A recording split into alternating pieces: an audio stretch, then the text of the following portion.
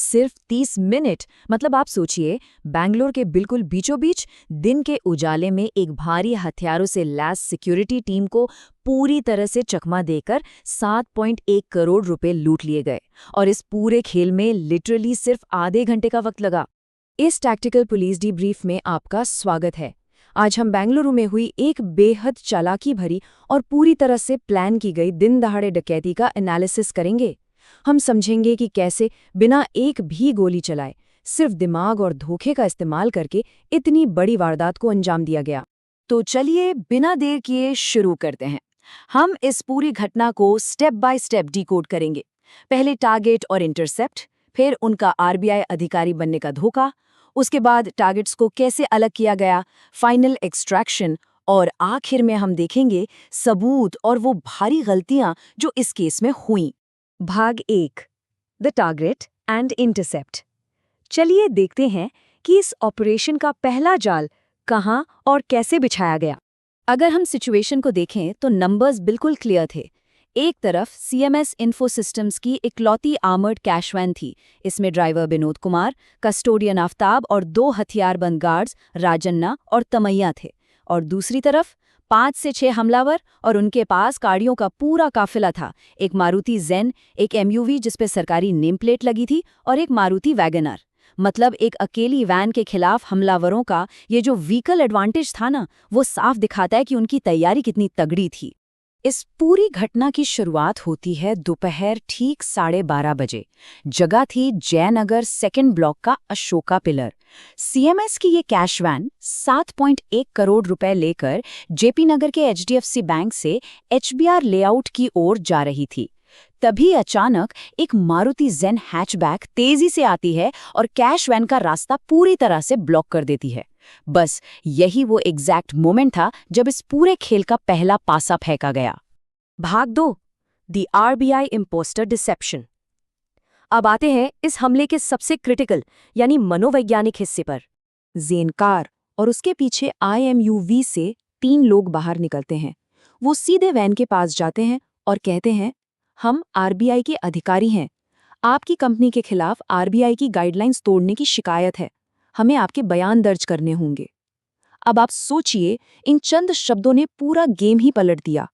खुद को reserve bank of India का ऑफिसर बताकर उन्होंने एक झूठा रौब जमाया और पल भर में ही बिना किसी हाथापाई के पूरी सिचुएशन को अपने कंट्रोल में कर लिया।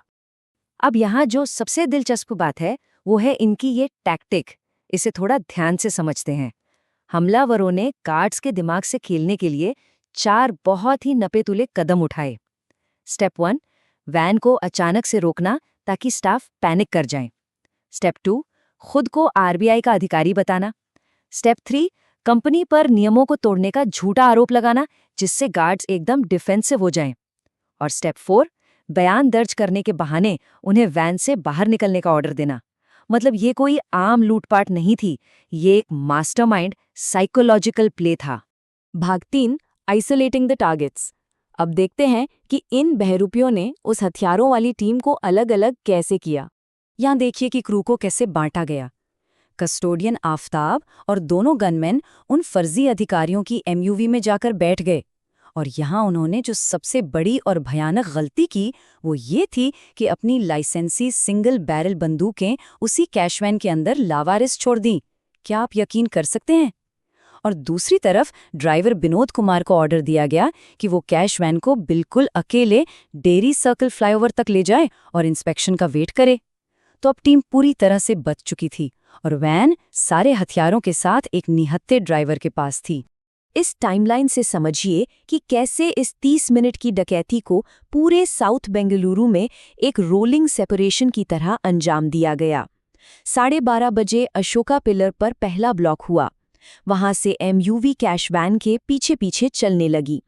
फिर 12:45 के करीब निमहंस जंक्शन पर दोनों गाड़ियों के रास्ते अलग कर दिए गए और फाइनली दोपहर 1 बजे डेयरी सर्कल फ्लाईओवर पर फाइनल एम्बुश हुआ।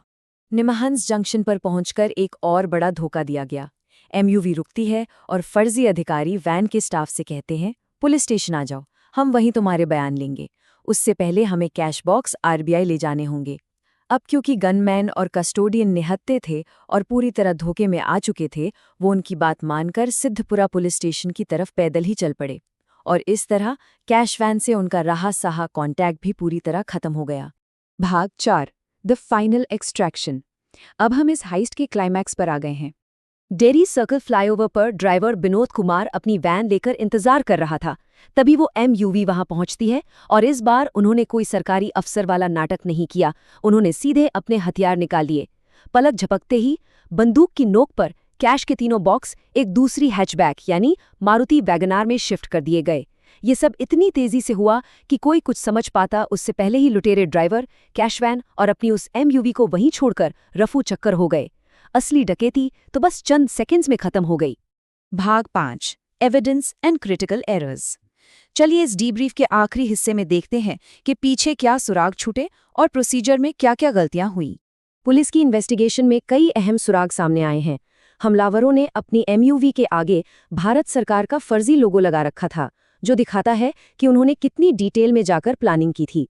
गाड़ी की लाइसेंस प्लेट भी फर्जी निकली, जिसे ट्रेस करने पर पता चला कि वो कल्याण नगर की किसी दूसरी सेडान कार की थी।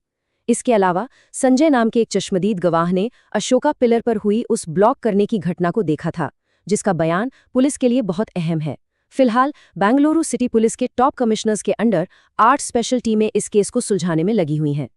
तो यहाँ जो सबसे क्रूशियल पॉइंट है ना, वो ये है कि यह हाइस्ट सिर्फ लुटेरों की होशियारी का नतीजा नहीं थी, बल्कि सीएमएस स्टाफ की भारी गलतियों की वजह से मुमकिन हो पाई। एरर नंबर 1, स्टाफ ने बिना कोई प्रॉपर आईडी कार्ड मांगे अजनबियों पर आंख मूंदकर भरोसा कर लिया। एरर नंबर 2, हथियारों से लैस गार्ड्स ने अपनी लाइसेंसी बंदूकें वैन में ही छोड़ दी, जो कि एक बहुत बड़ा ब्लंडर है। एरर नंबर 3, पूरी सिक्योरिटी टीम ने खुद को बहुत ही आसानी से फिजिकली अलग होने दिया। और एरर नंबर 4, घटना के बाद सीएमएस कंपनी की तरफ से पुलिस को अप्रोच करने में काफी देरी हुई, जिससे लुटेरों को भागने का एक्स्ट्रा टाइम मिल गया। और ये पूरा केस हमें एक बहुत ही सोचने वाले सवाल के साथ छोड़ जाता है। जरा इमेजिन कीजिए, कैसे दिन के उजाले में एक पूरी तरह से कोऑर्डिनेटेड और भारी हथियारों से लैस सिक्योरिटी टीम को महज एक नकली बैज और एक मनगढ़ंत कहानी के दम पर इतनी आसानी से चकमा दिया जा सकता है। ये साबित करता है कि हमारे फिजिकल सिक्योरिटी सिस्टम्स चाहे कितने भी एडवांस क्यों ना हो, इंसानी मनोविज्ञान और धोखे के आगे वो पल भर में फेल हो सकते हैं।